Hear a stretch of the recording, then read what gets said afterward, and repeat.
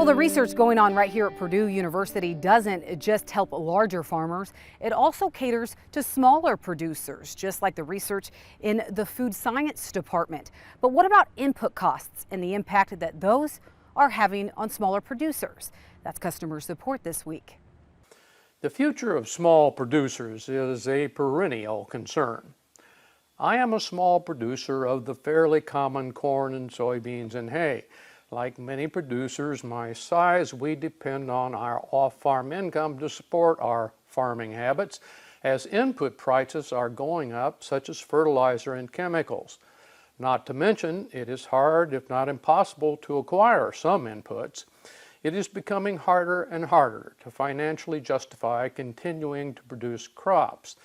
Do you think this will cause many small producers, such as myself, to enter into programs such as the CRP or cease our farming activities until the input costs come down and become more reasonable again? And that's from Lee Samuelson in Lebanon, Pennsylvania. Thanks for writing, Lee. I should note this email is part of the bunch that came in last spring, and some things have kind of worked their way out a little.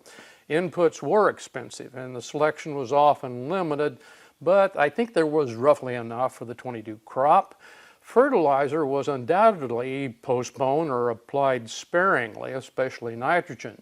That said, small farmers are a tough bunch to discourage. If their acreage is mostly or completely owned, one popular alternative to facing a loss is to let someone else take it. In other words, simply rent the ground out, preferably for cash.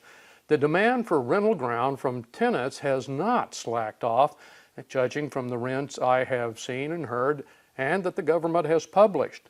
Putting the ground in CRP is a viable option depending on the payment rate in your area compared to available rents.